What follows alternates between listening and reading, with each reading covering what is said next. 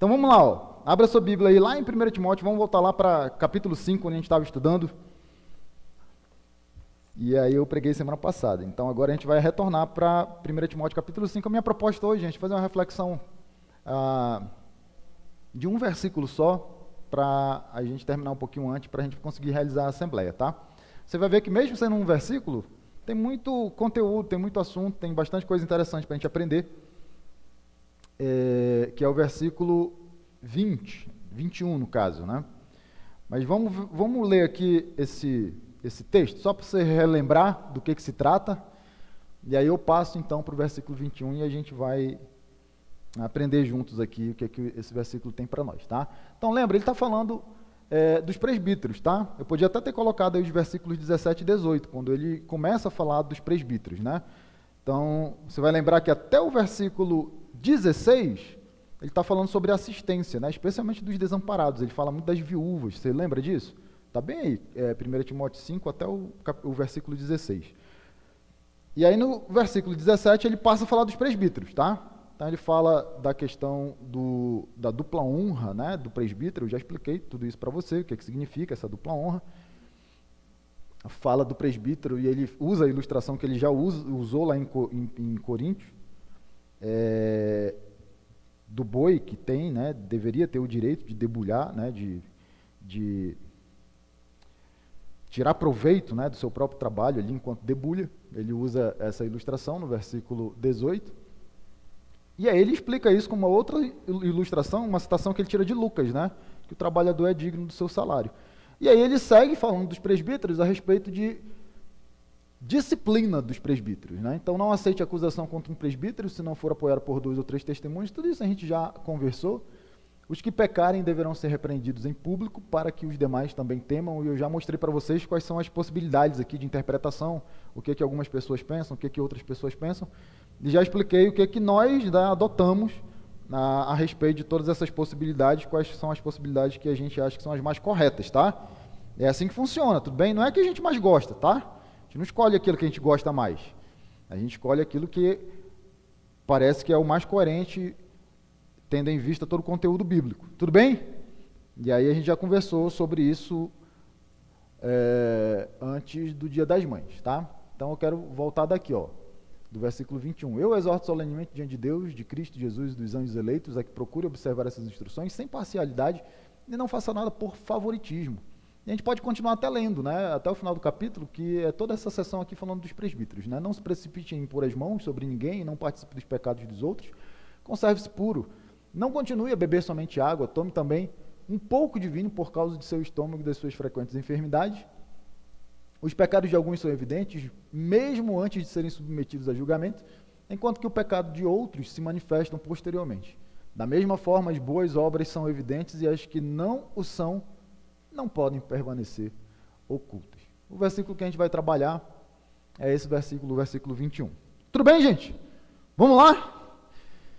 Se você estiver lendo na NVI aí, que foi a versão que eu coloquei no slide, você vai ver ali o pronome de primeira pessoa do singular, né? Eu. Então, Paulo ele vai se utilizar aqui,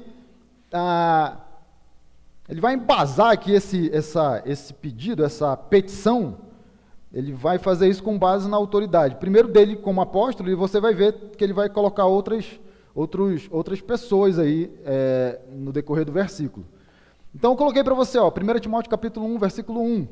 Paulo, o que ele é? Um apóstolo de Cristo Jesus. Então, ele tem autoridade? Então ele parece questão de dizer isso, né? Se você estiver lendo uma revista atualizada, eu acho que o pronome não aparece, tá? Eu acho que aparece mais ou menos assim, conjuro-te, não é isso?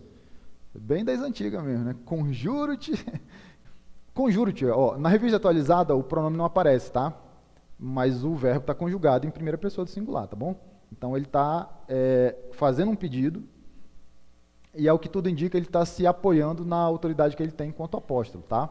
Lembra que ele está dando instruções, ele está dando direcionamento para Timóteo aqui a respeito de uma série de situações que poderiam acontecer dentro da igreja, e especialmente sobre aqueles falsos mestres. Lembra disso daí? Os falsos mestres que estão ali na igreja de Éfeso, causando transtorno, causando problema. Então, eu, Paulo, apóstolo de Cristo, eu quero chamar a sua atenção para esse outro pronome aqui, né? Que aponta para Timóteo, tá bom? O exorto, ou conjuro-te, né? Conjuro-te, apontando para a pessoa de Timóteo, que é o destinatário da carta. Vocês lembram disso daqui? Se você for lá em 1 Timóteo, capítulo 1, versículo 2, você vai ver para quem que Paulo está escrevendo essa carta. Então, olha só que bacana, ó. Vamos até ler aqui, ó. Paulo, apóstolo de Cristo Jesus, por ordem de Deus, nosso Salvador e de Cristo Jesus, a nossa esperança, a Timóteo, meu verdadeiro filho na fé. Graça, misericórdia e paz da parte de Deus, Deus Pai, de Cristo Jesus, o nosso Senhor. Então, esse pronomezinho aqui está apontando para essa pessoa aqui, tudo bem? Então, Paulo exortando Timóteo. Vocês estão comigo, gente? Tá? Não esqueça daí não. E aí a gente vai, né? Por que ali em cima está escrito uma forte petição? Por causa da fórmula aqui, né, enfática, né, da veemência com que Paulo ele faz essa solicitação a Timóteo. Então a NVI vai traduzir assim, né, exorto solenemente. Ou, na revista atualizada, o verbo conjurar, né, no sentido de conclamar, né, de chamar alguém a fazer alguma coisa. Ou solenemente da NVI, no sentido dessa reverência que se deve ter, né, desse respeito, da importância daquilo que se está ali sendo objeto da exortação. Tudo bem? Então, Paulo está chamando a atenção de Timóteo de forma veemente, tá? De uma forma intensa. Ele quer que Timóteo preste atenção nisso que ele vai dizer agora. Ok? Vocês estão comigo? Gente, qual que é importante a gente ver esses detalhezinhos do texto? Ora, que se Paulo acha que isso é importante para que Timóteo perceba, né, para que Timóteo dê atenção para isso, quanto mais... Exatamente, nossa, choque de punho aqui. Quanto mais nós. Se ele está fazendo uma exortação solene, se ele está fazendo a questão de chamar a atenção de Timóteo para isso que ele vai dizer, então é óbvio, né, que para os seus leitores, para aqueles que terão acesso a essa carta, a mesma coisa, tá? Então tem esse sentido, tá? De admoestação solene, ordem solene, de conjurar no sentido de conclamar, né? De volte a sua atenção de modo especial para isso que eu tenho para falar para você agora. Então, eu o exorto solenemente. E Paulo ele não vai parar por aí, né? Porque ele vai colocar aqui algumas pessoas como se fossem uma espécie de testemunha ou de garantia, né? Tipo... É mais ou menos aquela ideia assim de... Mas você fazer um negócio bem assim, especialmente os mais antigos. Você... eu juro que eu vou fazer isso. Aí o seu coleguinha falava, não acredito, então me dá uma garantia aí. Aí você dizia assim, eu juro pela minha mãe. E eu já ouvi gente falando assim, ó, eu juro pela minha mãe mortinha. Vocês lembram disso? Juro pela minha mãe mortinha. O menino não tem nem consciência do que ele está dizendo, né? Mas você está querendo fazer o quê? Você está querendo trazer, né, uma garantia pautada na figura, né, de uma pessoa que é importante para você, para que você faça o outro entender que aquilo que você está se comprometendo, você vai cumprir, embora você faça muito sem a noção devida. Fazia, né? Fazia quando era criança. Eu acho que as crianças hoje não fazem mais isso, né? Essa é coisa mais de antigamente, né? Ainda bem, especialmente para vocês que são mães. Porque eu nunca vi ninguém jurando pelo pai. Juro pelo meu pai mortinho. Isso não faz. Jura pela mãe, né? Glória a Deus, né? Vai que o moleque não cumpre, né? Ainda bem que não foi o pai, né?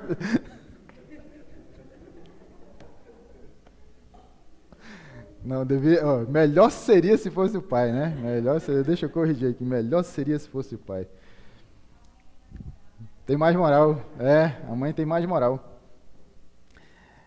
É porque assim, você tem que entender a lógica da coisa. Se o cara fala assim, ó, eu vou fazer, qual que é a garantia? Juro pelo meu pai mortinho. O que o outro vai pensar? Não vai fazer.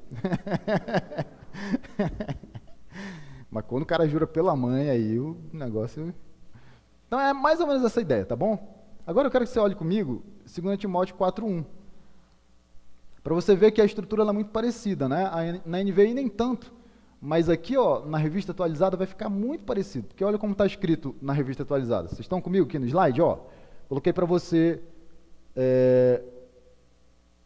o versículo aqui 21 e o 2 Timóteo 4:1. Aqui é a revista atualizada também, tá? Tá NVI ali, mas tá errado. Olha como tá aqui, ó. 1 Timóteo 5:21. Conjuro-te perante Deus e Cristo Jesus e os anjos eleitos. Olha como está 2 Timóteo 4:1. Conjuro-te perante Deus e Cristo Jesus, igualzinho praticamente, né? Essa primeira parte. O que vai mudar agora? Ele não vai colocar os anjos e ele vai dar uma notinha explicativa aqui a respeito de Jesus. Então, perante Deus e Cristo Jesus, que há de julgar os vivos e mortos pela sua manifestação e pelo seu reino. Então, gente, é assim, ó, é muito provável que Paulo esteja fazendo alusão, por causa do versículo de 2 Timóteo 4:1, é muito provável que Paulo esteja fazendo alusão a esse momento aqui, tá? Momento de juízo. Por que a gente depreende isso daí? Por que a gente conclui isso daí? Por causa da estrutura do versículo, que no seu início ela é praticamente a mesma, e por causa das pessoas que ele envolve aqui no versículo 21 do capítulo 5 de 1 Timóteo, que eu vou já mostrar para vocês que essas três pessoas elas estão envolvidas, né? Elas participam no dia do juízo. Então é muito provável que Paulo, quando ele fala isso daqui, ele esteja apontando para esse dia também, tá bom? Vocês estão comigo? Vamos ver aqui algumas coisas bem interessantes a respeito disso daí. Então olha lá, ó. Eu exorto solenemente diante de Deus, primeira pessoa aqui. Coloquei para vocês Gênesis 18:25, diz assim, ó, longe de ti fazer tal coisa, matar o justo com o ímpio, tratando o justo e o ímpio da mesma maneira, longe de ti. Você lembra desse diálogo? Pela frasinha aí dá para pegar quem está dizendo, né? E pelo capítulo lá de Gênesis também. É um momento que Deus ele decide destruir duas cidades, que eram extremamente promíscuas no Antigo Testamento, lá em Gênesis. E aí Deus ele tem um diálogo com Abraão, né? E Abraão ele começa a fazer algumas solicitações para Deus, né? Se tiver 50, o Senhor vai destruir? Aí, não, se tiver 50 eu não vou destruir. E se tiver 40? Aí, não, se tiver 40 eu não vou destruir. Longe de mim, Senhor, longe de mim despertar a tua ira, mas se tiver 30? Aí, não, se tiver 30 eu não vou. Pelo amor de Deus, longe de mim abusar da sua paciência, mas se tiver 20, né? E no meio desse diálogo ele fala isso daqui, a respeito de Deus, ó. Não agirá com justiça, olha o que ele chama Deus aqui, o juiz de toda a terra, tá bom? Então esse é um texto que aponta para Deus como juiz, ok? E Hebreus 12:23, a gente vai já olhar melhor esse texto aqui. Ele vai dizer assim, ó, a igreja dos primogênitos cujos nomes estão escritos nos céus, vocês chegaram a Deus, juiz de todos os homens. Então Deus é juiz? É, né? Tem outros textos, tá, gente? Eu estava pensando lá em casa, um texto que eu gosto muito é o do Salmo 9, que aponta muito para essa verdade, para essa realidade de Deus como juiz. Abre aí, Salmo 9, só para a gente ver alguns versículos aí. Versículo 4. Em teu trono te assentaste julgando com justiça. Então, Deus como rei. Então, nesse sentido aí, ó, versículo 7.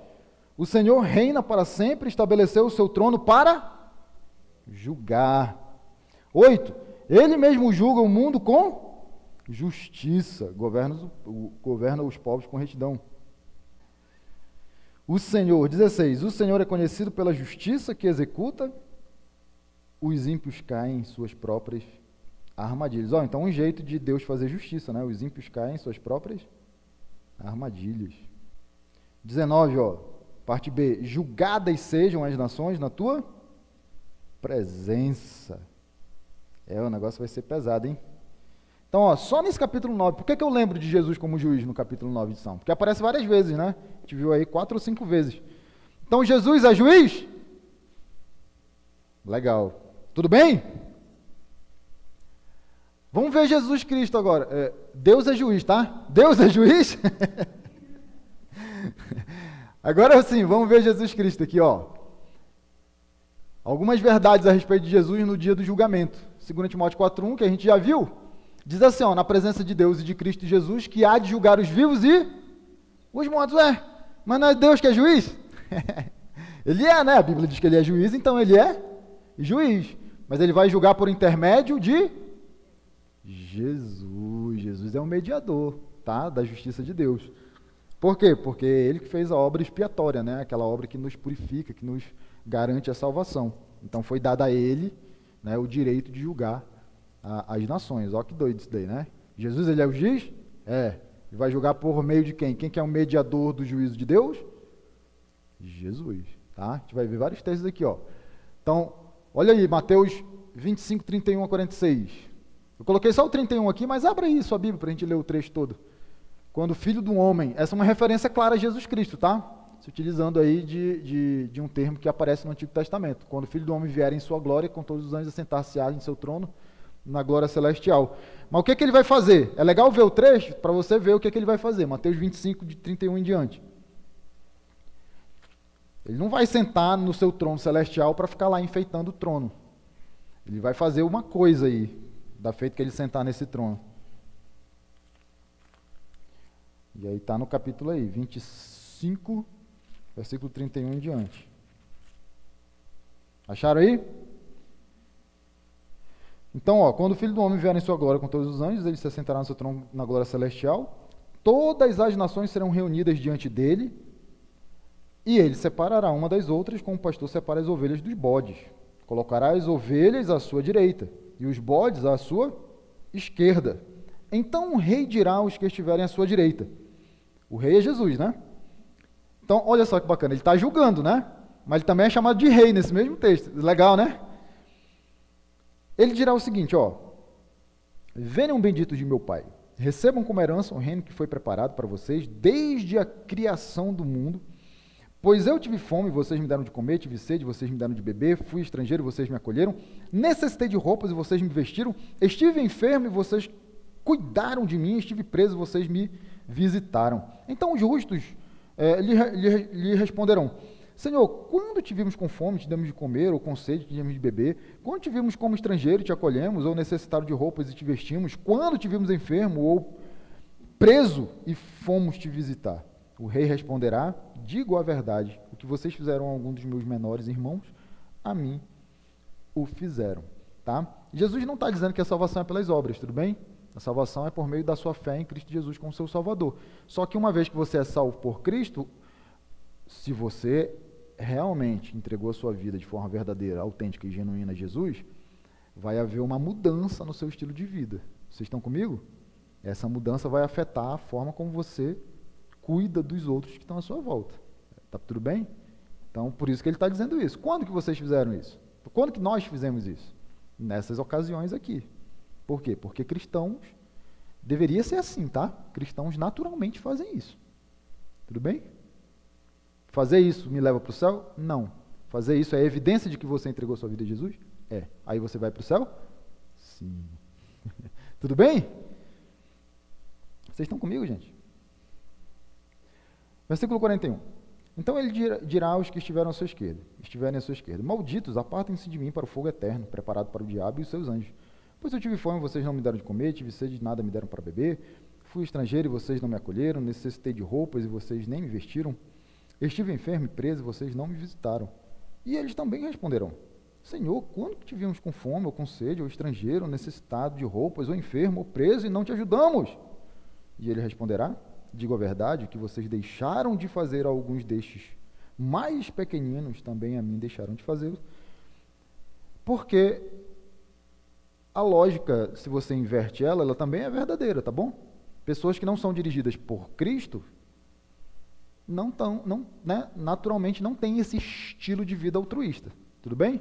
Elas são pessoas que olham só para si, são egoístas, tá? O natural do ser humano, tudo bem? O ser humano naturalmente ele é assim, tá? Ser altruísta exige esforço, dedicação, você vai ter que tirar do seu tempo, às vezes vai ter que tirar do seu dinheiro, do seu recurso, né? Então, ser altruísta vai exigir de você um esforço. Ser egoísta, não, né? Você não precisa fazer nada para os outros, você só vai para si mesmo. Versículo 46. E estes irão para o castigo eterno, mas os justos para a vida eterna. Então, o que é isso? Juízo, né? Juízo. Deus ele vai separar as ovelhas dos bodes, ovelhinha para a vida eterna. Bodezinho, castigo eterno. Gente, está escrito no texto, tá? Cuidado com pessoas que dizem por aí que vai chegar uma época em que a sua alma ela vai ser aniquilada. O que é isso? Não, Deus ele vai me castigar na proporção dos meus pecados. E uma vez que eu receber a punição proporcional aos meus pecados, a minha alma ela vai ser aniquilada. Aí você tem que ler Mateus, capítulo 25, versículo 46. Estes irão para o castigo eterno. Tá bom? Não tem negócio de aniquilação da alma, não. É eterno. Por quê? Porque o pagamento é proporcional à pessoa do ofendido. O ofendido é Deus, e Deus é eterno. Então, se você quiser pagar do seu bolso a ofensa contra Deus, você vai ter que ser castigado eternamente. Para os inteligentes, a gente já se vale do pagamento que Jesus fez por nós, não é melhor? Do que ficar pagando eternamente? Jesus ele pode pagar a dívida, porque ele também é Deus, ele também é eterno. Então ele pode fazer o pagamento proporcional à pessoa do ofendido. Faz lógica? Faz sentido para você? Tem sentido? Tem lógica? Vamos ver mais aqui, ó. João 5, 22, 23, 27. Além disso, o Pai a ninguém julga, mas confiou todo o julgamento ao Filho, embora Deus seja juiz, né? Gente, o fato de Jesus julgar não quer dizer que Deus não é juiz, ele continua sendo juiz, tudo bem? Para que todos honrem o Filho como honram o Pai, aquele que não honra o Filho também não honra o Pai que o enviou. Versículo 27, deu-lhe autoridade para julgar, porque é o Filho do homem. De novo, né, a expressãozinha que aponta para Jesus aqui. Aparece lá em Ezequiel e Daniel, essa expressão, tá? Para você saber. Atos 17, 30 e 31. No passado, Deus não levou em conta essa ignorância, mas agora ordena que todos, em todo lugar, se arrependam. Por que é assim? Porque ele estabeleceu um dia em que há de julgar o mundo com justiça. Então, ó que doido, né? Lucas, quando ele escreve isso daqui, ele está dizendo que Deus é que vai julgar. Ele é juiz. Mas por meio de quem? Por meio do homem que designou. Quem que é esse? Aquele que ele ressuscitou dentre os mortos. Uma referência a Jesus. Então, tudo bem? Jesus é o mediador desse juízo, desse julgamento. 2 Coríntios 5,10. Pois todos nós devemos comparecer perante o tribunal de Cristo, para que cada um receba de acordo com as obras praticadas por meio do corpo, quer sejam boas, quer sejam más. Gente, isso aqui é muito legal, porque assim, ó, a hora de você juntar tesouro no céu, sabe qual que é a hora? Diga para mim. Agora. Eu fico, gente, você não sabe como eu fico. Tem coisas assim que me deixam assim extremamente assustado. Quando eu leio lá Mateus 25, versículo 46, e está escrito castigo eterno, isso me deixa afetado. Quer ver eu, né? Quer ver eu, né? Isso gera em mim uma consciência que vocês não têm noção. Eu não quero ir para esse negócio desse castigo eterno. E eu já sei qual é o caminho, né, que eu tenho que trilhar para ter a vida eterna, né? Entregar minha vida a Jesus como meu Salvador e deixar Deus moldar e transformar o meu caráter para que eu apresente esses frutos, né? Ó que doido ali, ó. Para que cada um receba de acordo com as obras praticadas por meio do corpo. Sabe o que você vai receber no céu? Você vai receber alguma coisa lá proporcional àquilo que você fez aqui.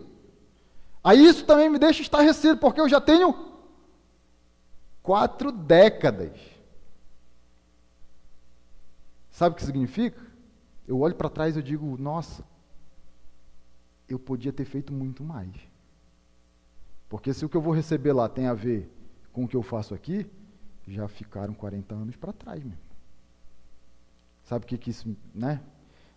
Agora eu tenho que trabalhar dobrado para tentar recuperar o que passou e, né, e fazer o que eu tenho que fazer ainda no tempo que há de vir. Gente, eu fico, né, nossa, porque assim, você sabe quanto tempo mais de vida você tem? Você não devia perder nenhum dia sequer. Nenhum. Você não sabe se amanhã é o seu ponto final. E agora, se amanhã for o meu último dia? Desperdicei uma vida de 40 anos. Aí eu quero chegar no céu e morar na cobertura. A sua sorte é que a favela no céu tem ruas de ouro. É a sua sorte.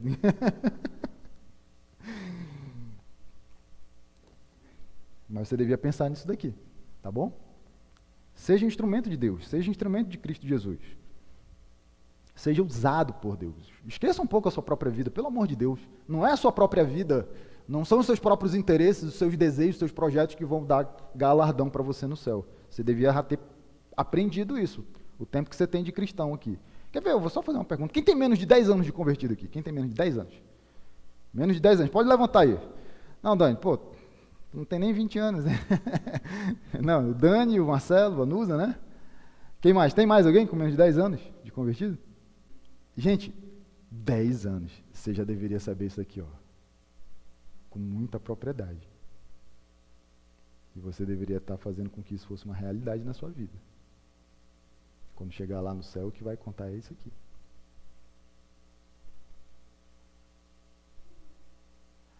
Vamos falar um pouquinho dos anjos eleitos. Você vai... Uma fração da aula de angelologia aqui. Gente, por que ele fala eleitos aqui, tá? Porque tem anjos, olha só, eu coloquei Judas, Judas 6 aqui para você, tá? Judas só tem um capítulo, tá bom? Então é Judas 6, Judas versículo 6. Judas vai falar de outros anjos aqui, ó. Aos anjos que não conservaram suas posições de autoridade. Ou como a revista atualizada diz, ó, a anjos os que não guardaram o seu estado original. Então, não sei o quanto que você sabe disso, mas os demônios são anjos. Só que são anjos caídos, exatamente, tá bom? Então, daí porque Paulo ele coloca ali anjos eleitos, que são os anjos que não são os anjos. Exatamente, muito bom, olha só. Gente, se tem eleição de anjo, você imagina de ser humano. Daniel 7:10. E saía um rio de fogo de diante dele.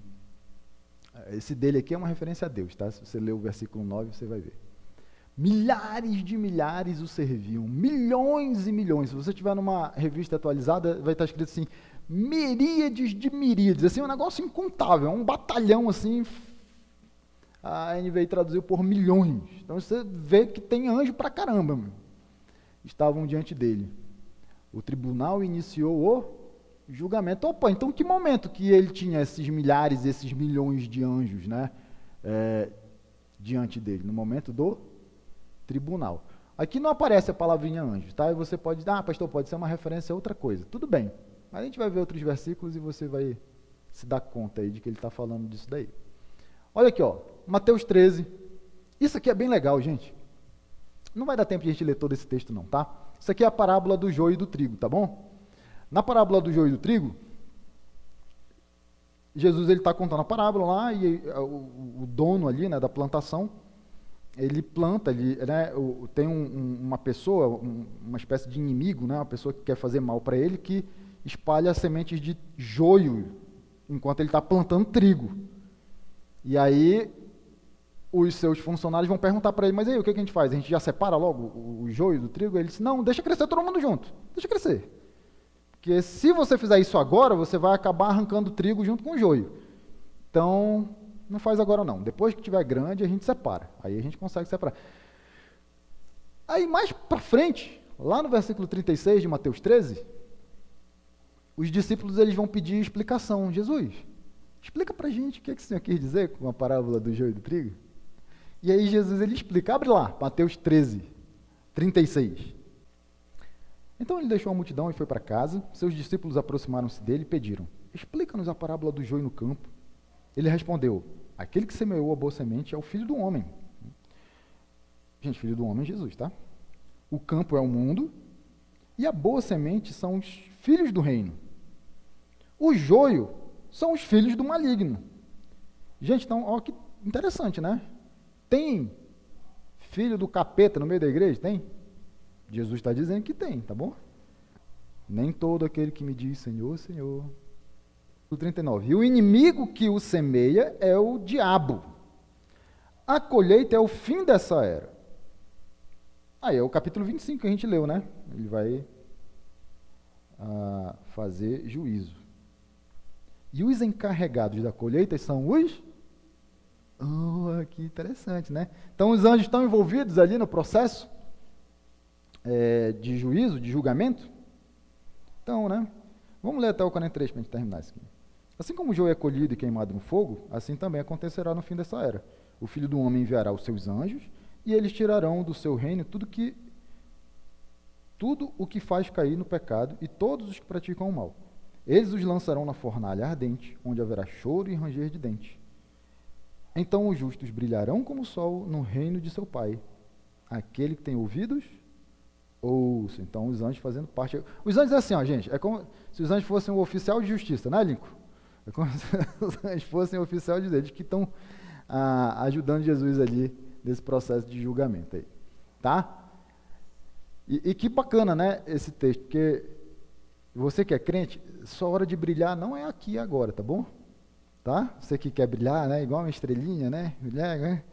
Ó, a hora de brilhar é lá no reino de Deus, ó.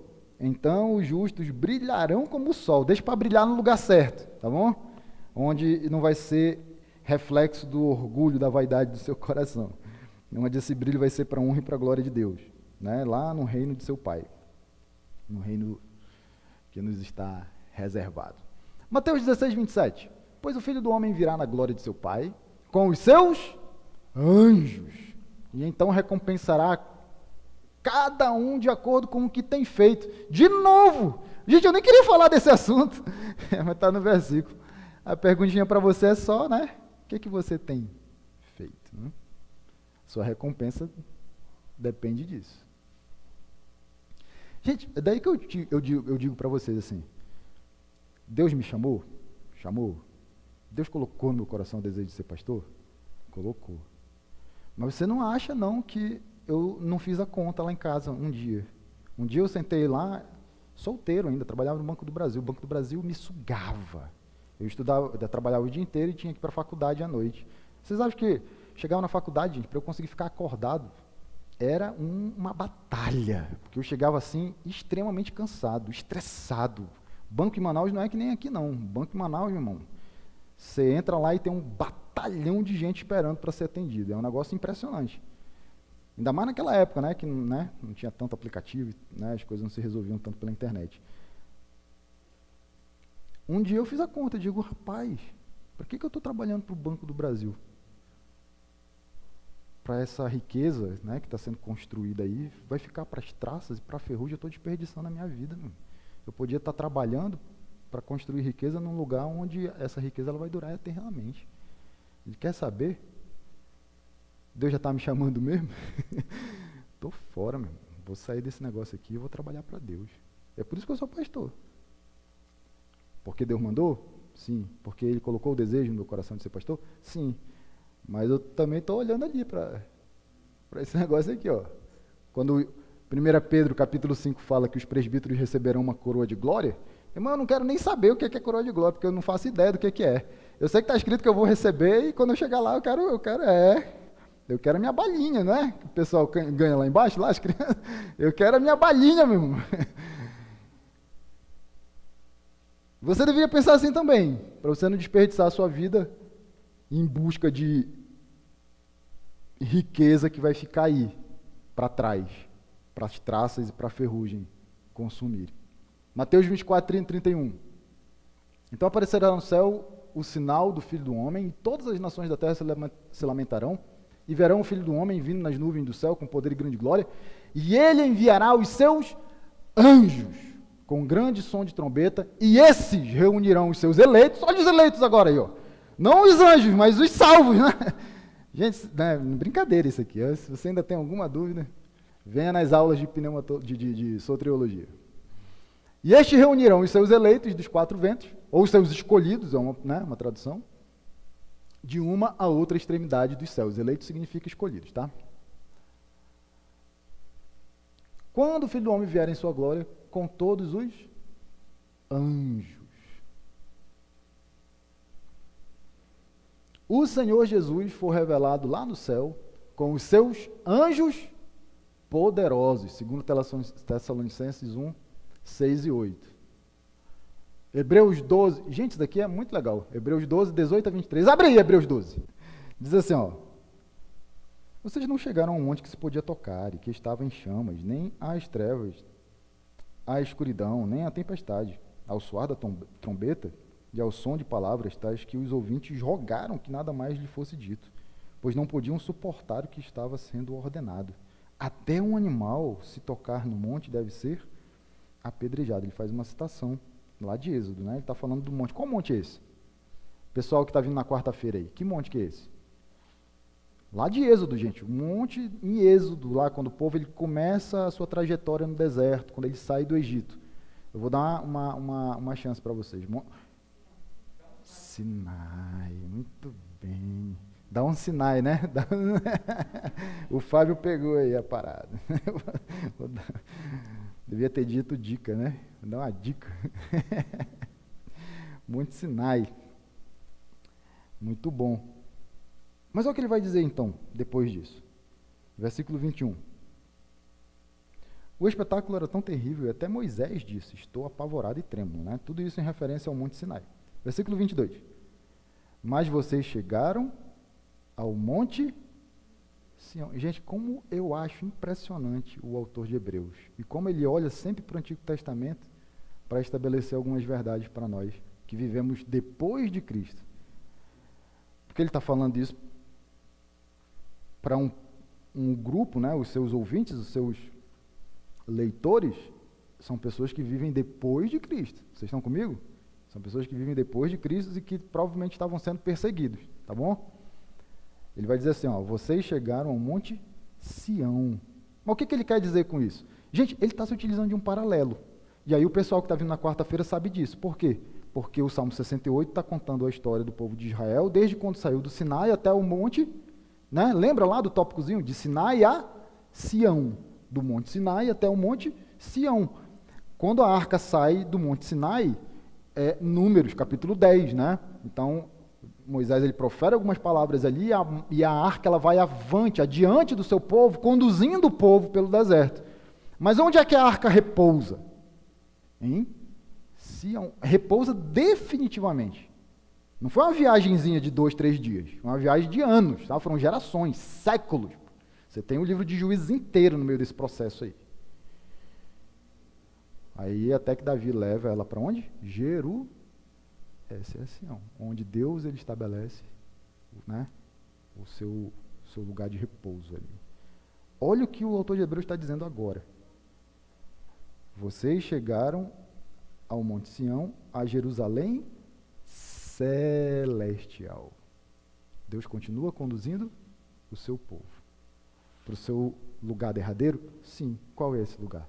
Tal qual era no Antigo Testamento. É Sião, é Jerusalém. Mas não mais aquele Monte Sião, não mais aquela Jerusalém. A Jerusalém celeste. Não. Isso é maravilhoso. Gente, vocês têm que estudar esse negócio aqui. É impressionante. Os meninos que estão estudando o Salmo 108 para pregar na quarta-feira já estão com os olhos brilhando. Eu aposto que eu fiquei assim também. A cidade do Deus vivo. Ele está traçando um paralelo, porque Sião, Jerusalém, era chamada cidade de Deus. Chegaram, olha só, vocês chegaram aos milhares de anjos. Então pronto, não aparece lá em Daniel, mas aparece aqui em Hebreus, tá bom? Aqueles milhões e milhões, miríades de miríades, são anjos. Tudo bem? E eles estão envolvidos nesse processo todo aí, tá bom? E Apocalipse, tá? A gente não vai mais ler, não, para a gente ganhar tempo, mas Apocalipse também vai dizer algo semelhante. Você vai ver a participação dos anjos nesse processo de juízo, tá bom? Operando, realizando aí a limpeza, para a gente usar esse termo, né? Eu digo limpeza porque, depois leia lá Apocalipse, tá? 14. Eles usam foice, inclusive Jesus nessa hora está com uma foice super, hiper, mega afiada, né? Então, muito esse cenário de juízo, tá bom? Então vamos lá, para a gente terminar. Então tudo bem, você entendeu? Provavelmente Paulo está se valendo dessa questão dessa imagem do juízo, do julgamento, e ele envolve as pessoas que fazem parte desse processo. Deus é juiz, mas quem vai realizar o juízo, o julgamento é Jesus, e ele tem os seus, o que eu falei ainda agora? Mas tem um nome, oficial de justiça.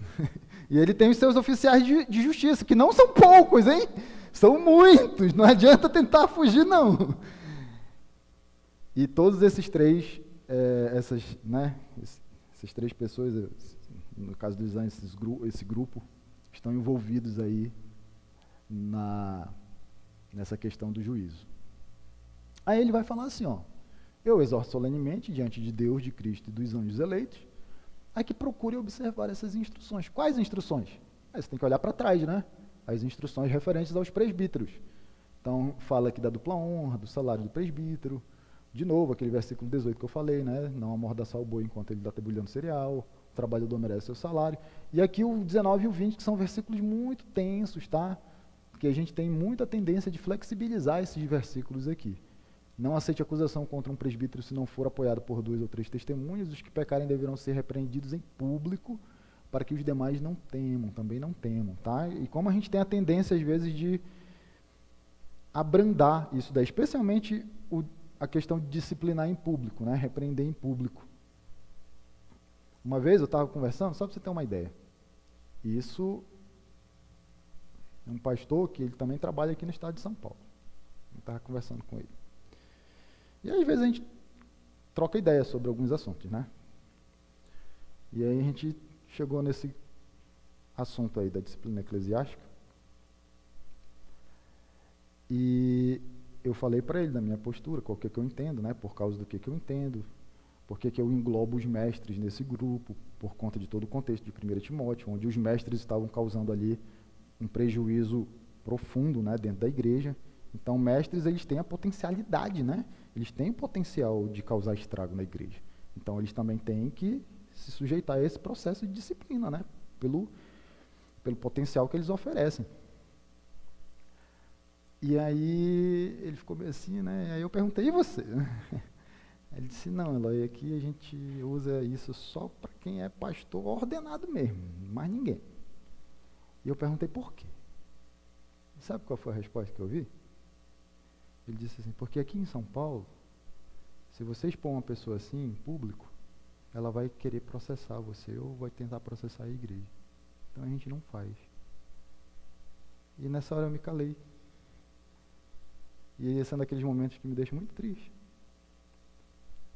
Porque o critério deixou de ser a palavra de Deus. Qual foi o critério?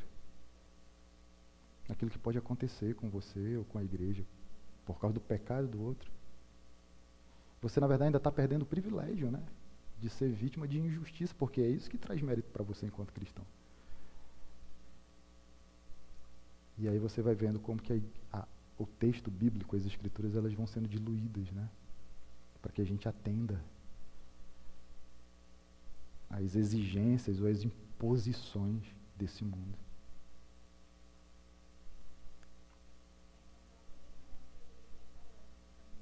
Porque aí você tem mestres que podem causar estrago na igreja e não podem ser disciplinados nessa proporção. Gente, você tem que ser fiel à palavra de Deus. Porque fidelidade é isso que a gente acabou de conversar. É no momento em que você é confrontado, né, que você vai arriscar a sua pele, que você prova se você confia ou não. Não é nas horas fáceis. São nas horas difíceis que você demonstra se é confiança ou não. E, infelizmente, a nossa geração de crentes está demonstrando que não confia. Mas não a nossa igreja, para a honra e glória do Senhor, amém? Porque os homens que estão aqui, sujeitos a esse tipo de disciplinas, eu peguei a anuência de todos eles. Verbal, né? Ninguém assinou um documento, mas eu tenho as testemunhas. Porque aí vai o voto de confiança também. Eles estão cientes, né, da carga maior que eles carregam. Tudo bem? Então são essas, né? São essas as instruções que ele tem que observar. E são importantes devido à solenidade, né? A veemência com que Paulo ele fala e devido às pessoas que ele coloca aqui, né? E como que ele tem que fazer isso? Sem parcialidade. Gente, aqui fica fácil, tá? Esse é um daquele tipo de estrutura que Paulo ele se dá o trabalho de explicar o que ele escreve antes. Então, quando ele escreve sem parcialidade, aí você vai perguntar na sua cabeça, como assim, Paulo? Ele já explicou depois. Não faça nada por favoritismo. Pronto, ele já explicou. Não tem, aqui eu não preciso falar mais nada. Sem parcialidade, ele explica. Se você ficou com dúvida, ele fala, sem favoritismo, tá? Sem favoritismo. Não passe pano no pecado de ninguém, é mais ou menos essa ideia, tá bom? A gente sabe até pelos versículos posteriores, né? Não participe do pecado do outro, não é assim que está mais ou menos escrito nos versículos que vem depois? Então é nesse sentido.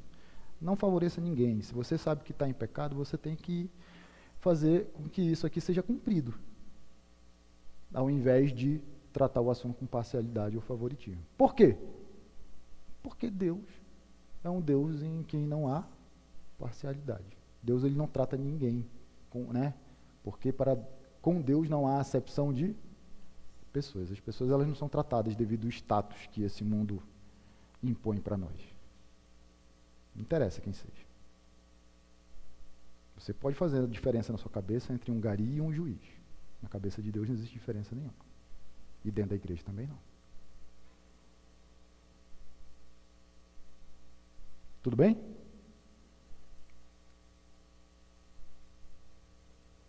Gente, aí para você entender assim, para a gente terminar e seguir para a nossa assembleia. Paulo está ensinando para Timóteo que, talvez, né, no caso de Timóteo é real, tá? Você vai passar por situações dentro da igreja que você vai precisar exercer essa função, né, jurídica aí, né? Você vai ter que julgar determinadas questões. Mas faça isso tal qual Deus, Jesus e os anjos farão no juízo final. Sem parcialidade, sem favoritismo. E, especialmente, não esqueça que você vai estar nesse julgamento no dia final. Você pode ser julgado por não observar essas determinações na hora que você exerce esse papel, né, de juízo. Tá? E durma com barulho. Para você que acha que crente não deve julgar, está aqui uma situação em que o crente ele julga os seus irmãos. Né? Então, existe juízo, existe um julgamento que ele é pecaminoso e existe um julgamento que ele é determinado pela palavra de Deus. Na hora que você exerce disciplina sobre alguém, você está fazendo juízo. Né? Tá bom? Então, mais uma coisa para explodir a sua cabeça e ampliar, né, o seu entendimento a respeito desse assunto. Tudo bem? Que Deus nos abençoe.